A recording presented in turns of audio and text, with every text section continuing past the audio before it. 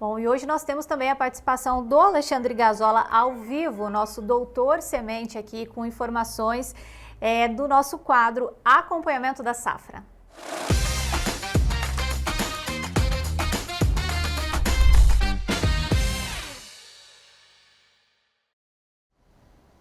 Doutor Gazola, boa tarde, tudo bem? Como é que está o tempo aí? Em qual cidade você está nesse momento?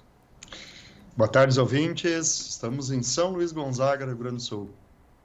Como é que está o clima por aí? Está muito seco, choveu? Como é que está a temperatura? Estou numa das regiões mais afetadas pela seca no Rio Grande do Sul, né? Uma das regiões aí que pegou vários períodos de 30, 35 dias de seca, né? Nesse momento, a região aqui está mais de 20 dias com seca e alta temperatura, né? Temperatura nos últimos dias reduziu um pouco, que nós estávamos aí com situações de 35, 38 graus, né? Mas mesmo essa temperatura amenizando, a seca tem sido implacável aí em cima da cultura da soja, né? Praticamente as áreas todas maturando, mesmo estando em enchimento de grão, ou seja, a planta está morrendo, né? Um cenário bem crítico, salvo áreas irrigadas, né? Que é um pequeno volume nessa região. Bom, cenário crítico, essa situação toda força a colheita, a dessecação antecipada, e é lógico, diante dessa situação, tudo isso a gente vê uma crise cada vez maior no setor, não, doutor Gazola? Exatamente, exatamente. O produtor está tendo que entrar com a dessecação, porque como a planta não maturou, ela não permite trilha, né? Tu consegue trilhar com muita impureza. Até hoje à tarde estaremos com uma cooperativa aqui justamente orientando isso com os produtores, né? Como manejar a colheita, né? É uma situação muito delicada, né? Porque realmente o produtor está muito desanimado com essa condição de clima, né? E o que nós precisamos agora é retirar esse produto do campo e novamente ter esperança numa próxima safra, né? Para alguns, até mesmo não vale colher, né? Mas é obrigado, né? Porque vem outras culturas pela frente, vem aí sucessivamente as culturas de inverno. Alguns produtores desistiram, inclusive, da colheita, mas são obrigados a deixar o campo livre para as culturas de inverno, né? Ele está numa sinuca de bico, não, doutor Gazola? Exatamente, exatamente. Nós temos não só aqui na região, mas outras regiões que o produtor desistiu. Outras lá atrás, quando tínhamos janela, entrou com safrinha, né, de soja. Nós temos muita safrinha de soja no estado, pivô e fora de pivô.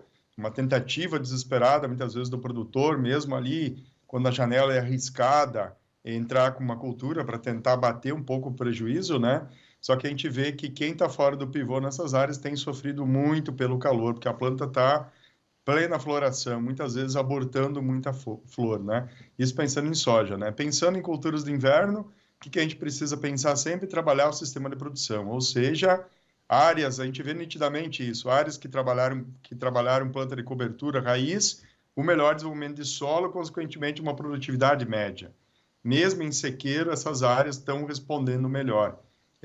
Não é uma safra normal, mas a gente tem uma condição melhor. E a gente está com uma esperança grande numa condição de clima favorável para as culturas de inverno.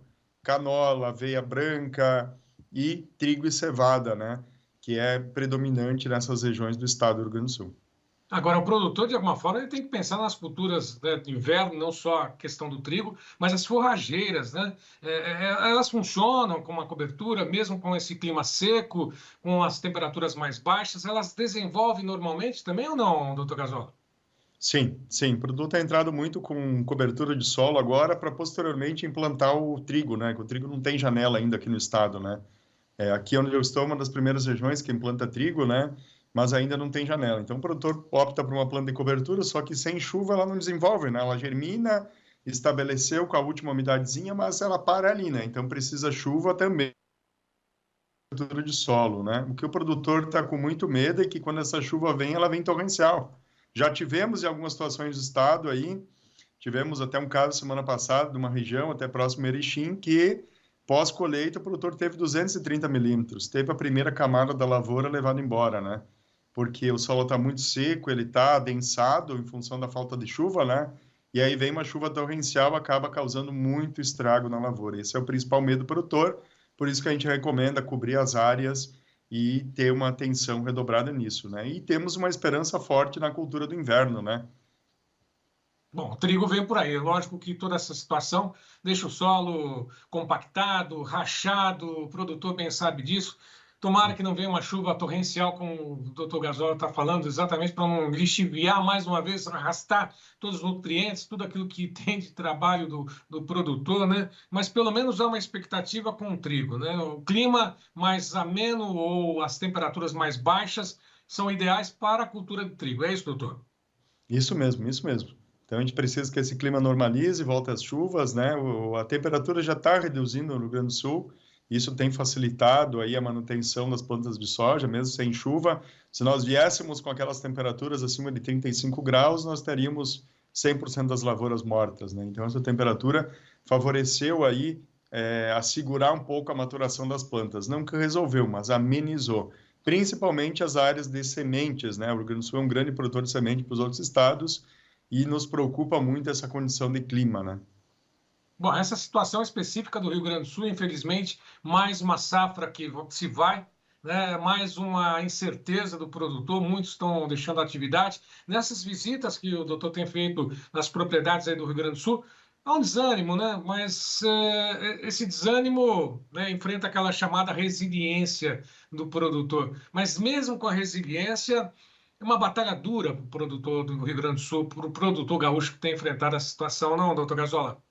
Exatamente. O produtor ele convive com situações de clima, mas isso tudo somado a um crédito caro, uma escassez de amparo por parte de crédito, postergação de dívidas, deixa o produtor mais desesperado ainda, né? Porque ele não quer pagar, ele não quer deixar de pagar, ele só não pode pagar, entendeu? Porque ele vem há 4, 5 anos, né? Então, o produtor tem buscado alternativas para postergar e, tendo safras boas, pagar os seus deveres, né? Então, essa eu digo que é a maior preocupação do produtor. Bom, só para poder finalizar, falou a respeito do safrinha de soja, algumas regiões estão enfrentando, ainda tem condições ainda de fazer esse plantio, a janela do trigo não começou, mas eles estão com um bom desenvolvimento, ou a mesma situação, né, praticamente não desenvolveu também a safrinha de soja por aí, doutor? A janela de safrinha parou lá em final de janeiro, né? Ela finalizou, né? Então, quem colheu a safrinha de soja aqui, ela é em cima de áreas de milho, mas nós tivemos lavouras de soja que acabaram morrendo, né? E que abriu uma oportunidade, né? Mas ela é em cima da lavoura de milho, né? O milho aqui no estado colheu relativamente bem, em grande maioria das regiões, salvo exceções, e foi implantada a cultura da soja. Historicamente, a safrinha é feita em áreas de pivô, mas abriu-se uma tentativa para áreas de sequeiro esse ano também, né? Se ampliou isso, né? Que vem enfrentando dificuldades, porque também não chove nessas áreas, né? E esperamos que isso mude nos próximos dias. E o produtor na propriedade não pode fazer nenhum açude, reter a água, né? O processo de irrigação vai ficando cada vez mais complicado também e caro, né? Um investimento muito caro para o produtor, toda essa questão da irrigação. Doutor Gazola, alguma consideração final? Acho que é só isso, vamos ter a esperança aí da chuva, né? E o produtor ter esse cuidado final aí no manejo de colheita, mesmo ela não sendo o que a gente esperávamos, né? Vamos trabalhar de forma a recolher esse grão e buscar a próxima cultura, né? Lembrando que sempre o que nós investimos no sistema de produção, ele retorna nessas condições extremas ou num ano bom. Ele sempre devolve para o produtor. Tomara, né? Grande abraço, doutor Gazola. Bom trabalho aí no Rio Grande do Sul. Obrigado, abraço.